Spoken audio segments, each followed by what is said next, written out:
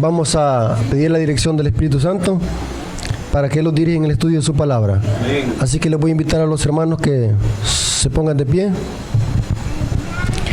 Vamos a orar. Señor que estás en el cielo, santificado sea tu nombre. Amén. Te damos gracias, Señor, porque nos permites una noche más de estudio de tu palabra. Bendice, Señor, a tu iglesia, a tu pueblo, a todos los que se han hecho presentes en este lugar, especialmente a las visitas. Te pedimos, Señor, de que tu Espíritu Santo los guíe a la verdad y nos ayude a interpretar de una manera correcta tu palabra. Bendice este estudio, Señor, te lo suplicamos en el dulce nombre de Jesús. Amén. Amén. Como sabemos, estamos estudiando, es un seminario que estamos estudiando.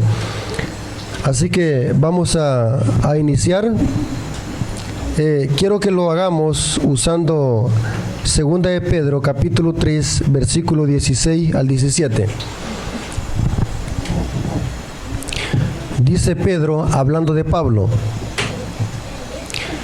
casi en todas sus epístolas, hablando de ellas, de estas cosas, entre las cuales hay algunas difíciles de entender, las cuales los indoctos o inconstantes tuercen, como también las otras escrituras, para su propia perdición. Así que vosotros, oh amados, sabiendo de antemano, guardaos de no ser arrastrados por el error de los inicuos y caigáis de vuestra firmeza. Si ustedes notaron, aquí Pedro advierte o aconseja de antemano a la iglesia de que no seamos arrastrados por los falsos maestros que tuercen las escrituras para su propia perdición. Y aquí dice Pedro, especialmente los indoctos tuercen las cartas de Pablo, lo que escribió Pablo. Quiero decirles, hermanos, de que Pedro era un pescador, era una persona muy humilde. En cambio, el apóstol Pablo era un rabino, un maestro. Así que Pablo tenía un gran conocimiento, una gran sabiduría que Dios le había dado.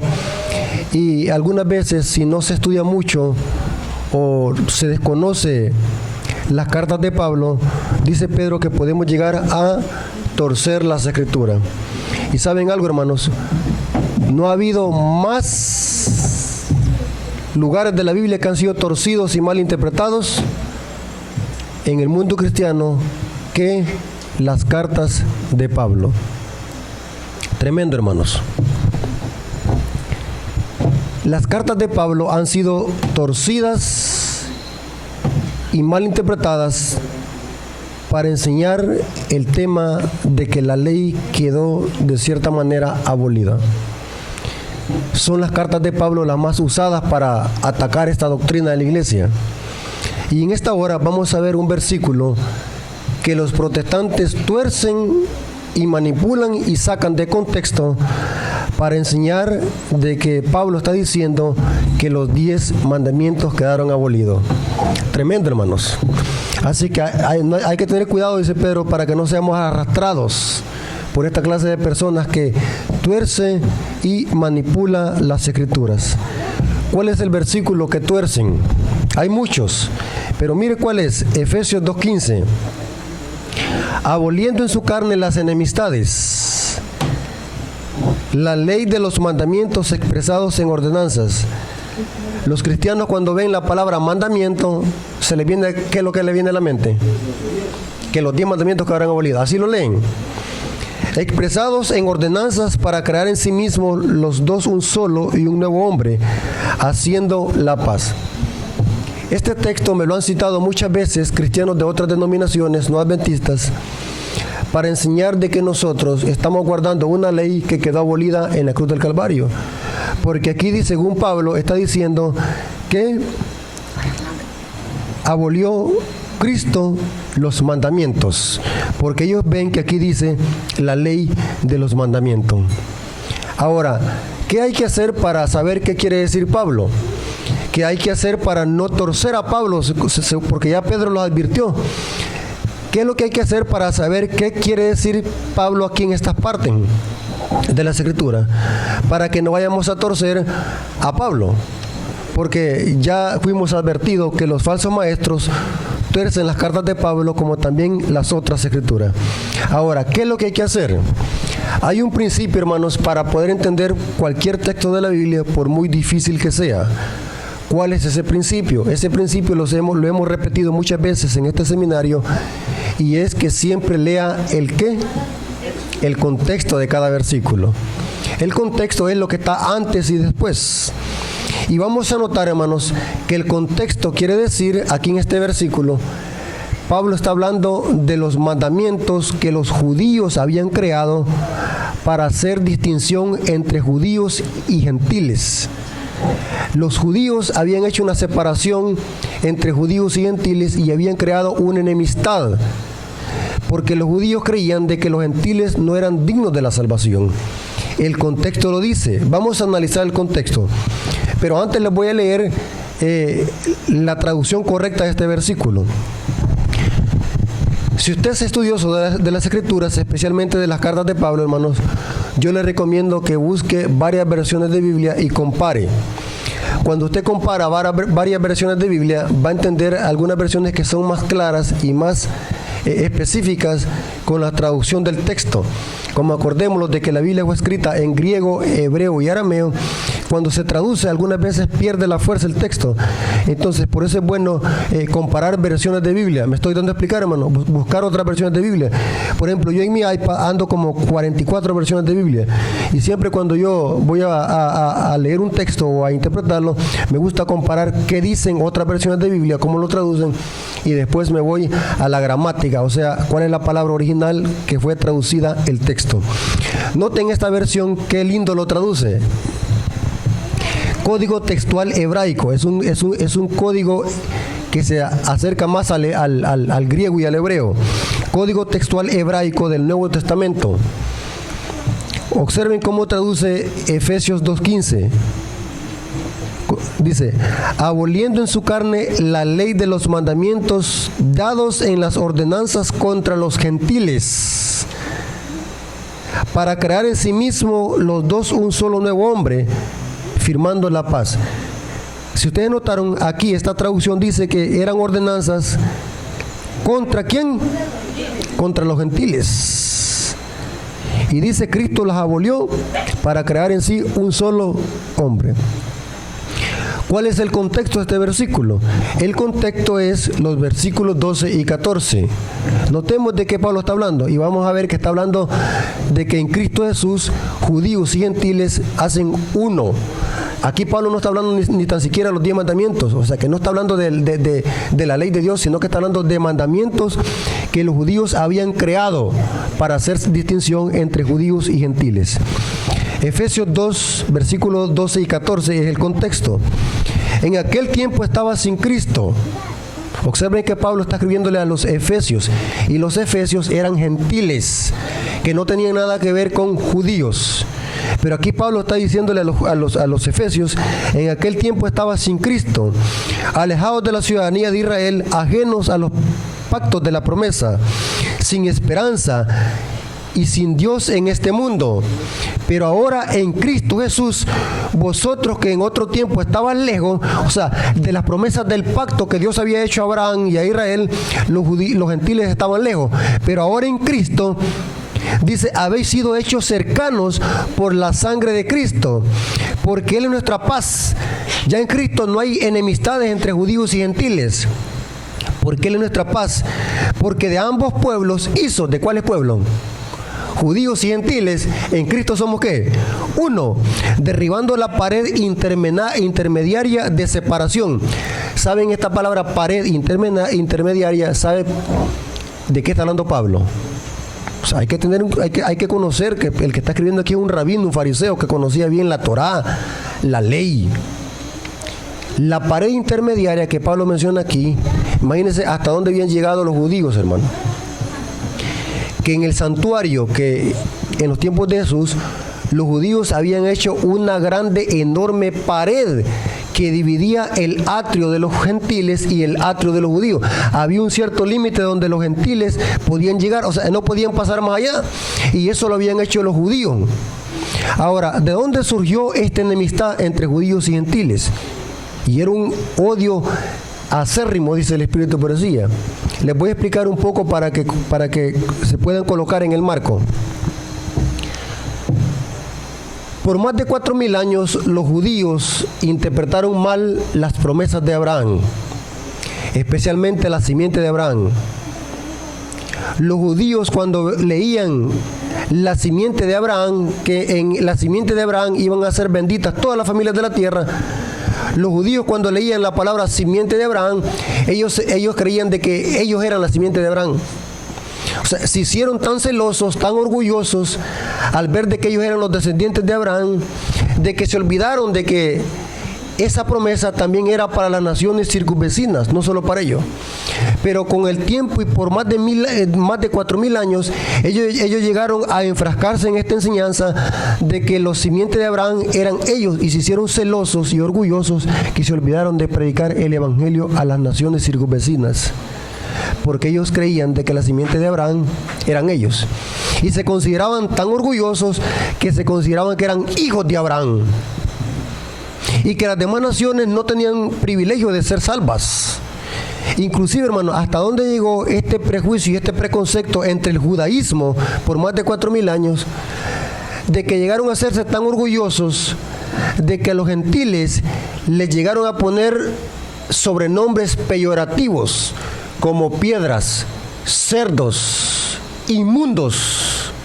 Inclusive los judíos en los tiempos de Cristo se les prohibía tanto que se familiarizaran con los gentiles que no tenían nada que ver con judíos, de que si por casualidad un judío llegase a tocar la mano o la piel de un gentil, ya había quedado ¿qué? Contaminado e inmundo. ¿Y saben qué es lo que hacía un judío? La tradición judía. Inmediatamente, si un judío tocaba a un gentil, inmediatamente iban a buscar agua en la vasija para lavarse las manos. Y si no había agua, escurrían el recipiente hasta que caía una gota en la mano. Y si esa gota caía en la mano, para aprovecharla, la meneaban así, a modo que la gota no fuese a bajar para abajo, sino que llegara hasta aquí, que lavara todo aquí la gota, porque si se bajaba para acá, habían quedado contaminados. A modo que movían así la gota, a modo que quedaran purificados ceremonialmente, porque habían tocado a un gentil, a un cerdo. Qué tremendo, hermanos, esa enseñanza, esa doctrina que los judíos se habían creado. Qué tremendo. Pero en Cristo Jesús, Pablo dice que derribó la pared, y en Cristo Jesús somos uno solo. Les voy a mostrar algunos ejemplos bíblicos donde esta enseñanza había sido penetrada bien entre los judíos, y que Jesús tuvo que derribar esta pared y esas enseñanzas preconcebidas. Hechos 10:28. La visión que Dios le dio a Pedro es una enseñanza tremenda para Pedro, porque también Pedro tenía esta enseñanza de hacer separación entre judíos y gentiles, y se la demostró a través de un lienzo con animales y reptiles, de toda clase de animales cuadrúpedos. Muchos cristianos usan esa visión para enseñar que debemos de comer ¿qué? Puercos, perros, garrobos, culebras. Pero la visión de Hechos 10 no enseña eso, sino que lo que está enseñando es una enseñanza espiritual, una enseñanza, una lección para Pedro, porque Pedro también tenía este concepto de hacer separación entre ¿qué? Entre judíos y gentiles. Inclusive Pedro era un hipócrita, ya vamos a ver más adelante, practicaba la hipocresía. Hechos 10:28, y les dijo: vosotros sabéis cuán abominable es para un varón judío juntarse y acercarse a un extranjero. ¿Qué es lo que creían los judíos? Era abominable. ¿Saben qué es abominable, hermanos? Es algo detestable, algo sucio. Pero a mí me ha mostrado Dios que a ningún hombre llame ¿qué? Común o inmundo. Y en ese momento dice la Biblia que apareció ¿quién? Cornelio. ¿Y saben quién era Cornelio? Un centurión romano, que también era un hijo de Dios. Hechos 10:34, ahí mismo. Entonces Pedro, abriendo la boca, dijo: en verdad comprendo que Dios no hace excepción de ¿qué? En persona. El evangelio no solamente es para los judíos, el evangelio es que ¿para quién? Para todo el mundo. Y mire cómo dice Gálatas 2:14. Pablo tuvo que amonestar a Pedro.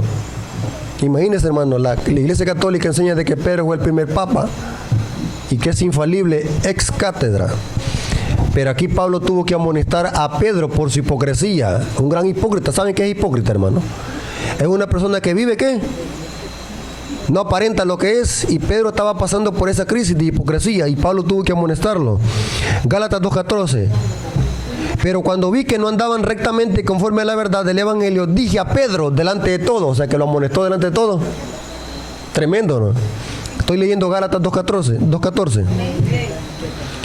Si tú, siendo judío, vives como gentil y no como judío, ¿por qué obligas a los gentiles qué? A judaizar. O sea, Pablo cuando estaba con los gentiles se portaba como gentil, pero cuando estaba con los judíos se portaba como judío. Hipocresía, una hipocresía, y Pablo tuvo que amonestarlo, porque esta enemistad era muy grande en los tiempos de Jesús, enemistad entre judíos y gentiles. Inclusive, hermanos, esto también se refleja cuando Jesús llegó a pedirle agua a la samaritana. Mire la samaritana lo que le contestó a Jesús. San Juan 4:9. San Juan 4:9. La mujer samaritana le dijo: ¿cómo tú, siendo judío, me pides a mí beber que soy mujer samaritana? ¿Por qué los judíos y los samaritanos no se tratan entre sí? Pregunto, ¿había una enemistad entre judíos y samaritanos? Tremendo, hermanos. Y saben, hermanos, esta enemistad, ¿de dónde surgió también? Según los historiadores, cuando el templo se construyó en los días de Esdras, que eso está en Esdras 7, cuando se construyó en los días de Esdras, los samaritanos, que eran parientes de los judíos, se ofrecieron para ayudar en la reconstrucción del templo. Y los judíos los desecharon, porque los judíos no se llevaban con los samaritanos. Esta enemistad creció con el tiempo, que en los tiempos de Jesús, los samaritanos se vieron obligados a construir un templo por aparte en el monte de Geserín. O sea, habían dos templos. Estaba el templo de Jerusalén y estaba el templo de los samaritanos en el monte de Geserín. Y entonces Jesús le dice a la samaritana: pero viene la hora donde ni allá, ni en Jerusalén, ni aquí en este monte se adorará a Dios, porque los verdaderos adoradores que Dios busca, ¿cuáles son? Los que adoran en espíritu y en verdad. Pero los samaritanos no se querían entre sí. Inclusive, hermano, la historia dice que si un judío quería pasar a otro pueblo y por fuerza tenía que pasar por Samaria, tenía que rodear, y no importaba si se tardaba otros 3 días. Pero el odio era tan grande que no podían tratarse con los samaritanos. O sea, imagínense, hermano, esos pleitos que venían desde años, miles de años. Pero en Cristo Jesús esa pared fue derribada. Observen lo que dice el Deseado de toda la gente, página 155. Deseado de toda la gente, página 155. Elena de White comenta sobre este hecho. Los judíos y los samaritanos eran acérrimos enemigos, o sea, no se podían ver. Y cuando les era posible, evitaban todo trato unos con otros. Los rabinos tenían por lícito el negociar con ellos, con los samaritanos, en caso de necesidad, pero condenaban todo trato social con ellos. Un judío no podía ni debía pedir nada prestado a un samaritano, ni aún un bocado de pan. O sea, podía estarse muriendo, pero no podían pedirle un favor. O un vaso de agua. Los discípulos, al ir a comprar alimentos, obraban en armonía con la costumbre de su nación, pero no podían ir más allá. El pedir un favor a los samaritanos o al tratar de beneficiarlos en alguna manera no podía cruzar ni siquiera en la mente de los discípulos de Cristo. O sea, era grande la enemistad que había entre judíos y samaritanos. Tremendo, hermano. Pero en Cristo Jesús esa pared fue derribada. La iglesia verdadera, la iglesia remanente, según Pablo, está compuesta por judíos convertidos a Cristo y por gentiles convertidos a Cristo, porque de ambos pueblos Dios hizo uno. Ser judío, según la Biblia, no es por pertenecer a Israel o por tener sangre de Abraham.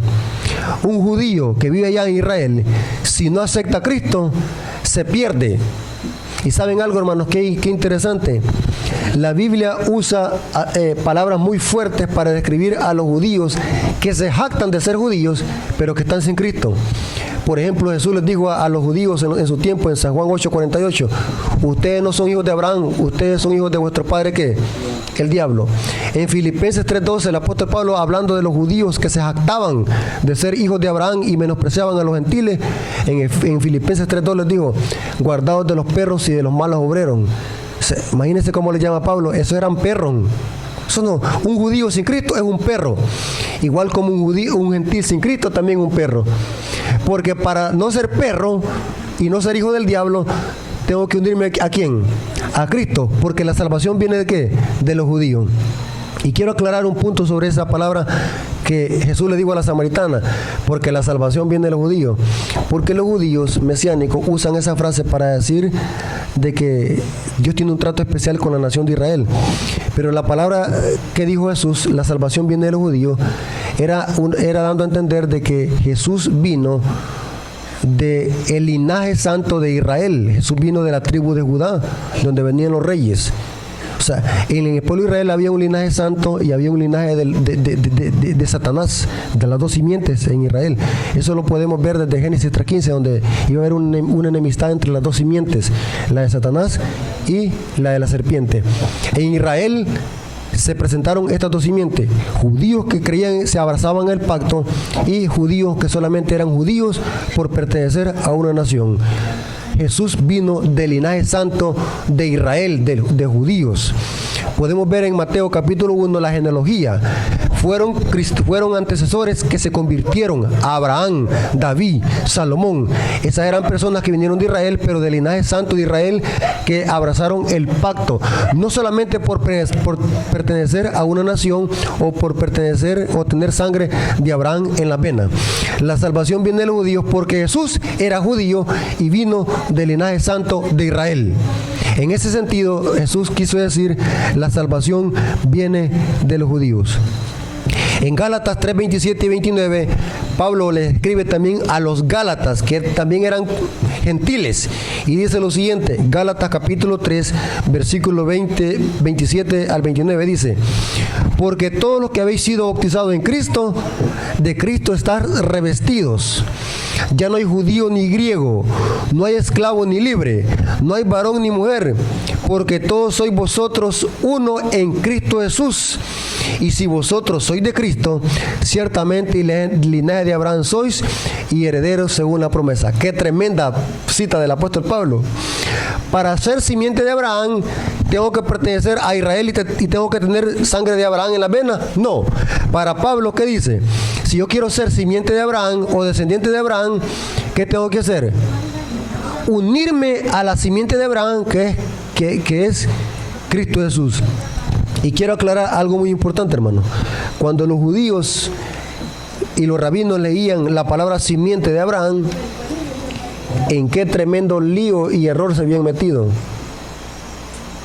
Dice el Espíritu de Profecía que si los judíos no se hubiesen dejado guiar por los maestros de su tiempo, no hubieran perecido, porque la gente creía lo que decían sus maestros. En las sinagogas y en los tiempos de Jesús, los maestros rabinos enseñaban de que la simiente de Abraham era ellos. Pero sabe, hermano, que la simiente de Abraham no eran los judíos. Gálatas 3:16 dice Pablo que la simiente de Abraham, ¿quién es? Leamos lo que dice Gálatas 3:16. Gálatas 3:16. Dice lo siguiente, ahora bien, a Abraham fueron hechas las promesas y a su simiente. No dice y a su simiente como que se hablase de muchos, sino de uno. Y su simiente, la cual es ¿quién? Cristo. ¿Quién era la simiente de Abraham? ¿En quién iban a ser benditas todas las familias de la tierra? En Cristo, no en Israel. Pero los judíos interpretaban mal las profecías concernientes al pacto, y cuando leían la palabra simiente, ellos creían de que eran ellos, la simiente de Abraham. Pero la simiente de Abraham era Cristo, donde iban a ser benditas todas las familias de la tierra. Por más de 4000 años esta enseñanza se penetró, y esta enseñanza, hermanos, aún sigue patente en las iglesias protestantes.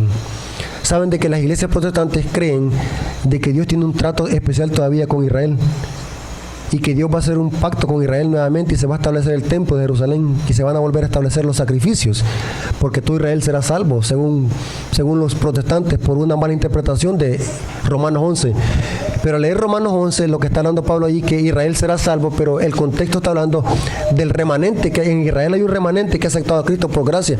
Y saben algo, hermano, muy importante: en Estados Unidos hay iglesias adventistas del séptimo día judías, que han aceptado el Evangelio y han aceptado a Cristo como su único y suficiente Salvador.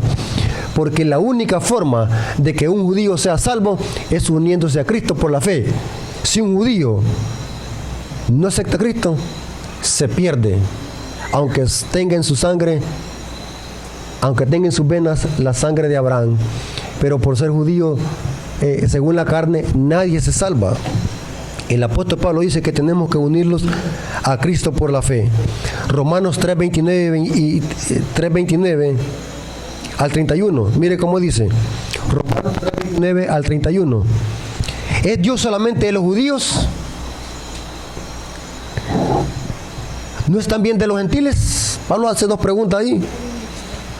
Ciertamente también de los gentiles. Estoy leyendo Romanos capítulo 3, versículo 29 al 31. Porque Dios es uno, y Él justificará por la fe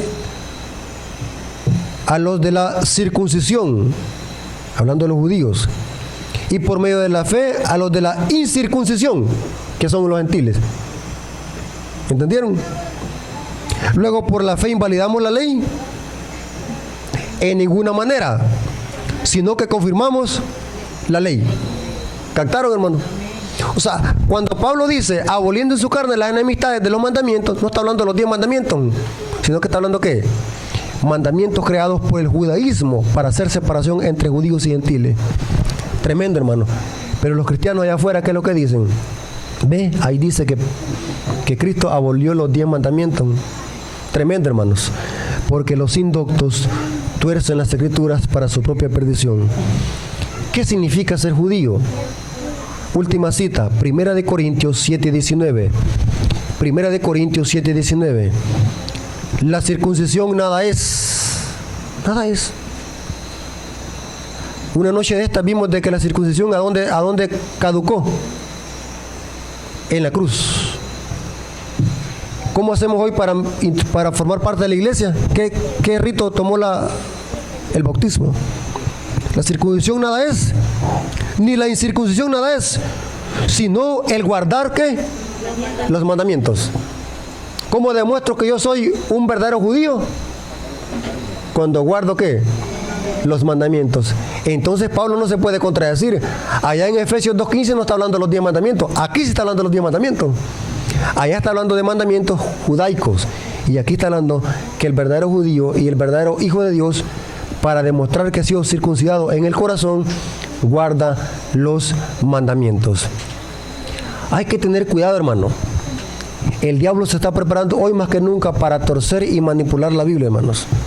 Yo me quedo impactado cuando me meto a YouTube y veo cómo predicadores tuercen la Biblia y la manipulan y la sacan de contexto. Y son muchedumbres que creen lo que estos ministros dicen, hermanos, por no leer.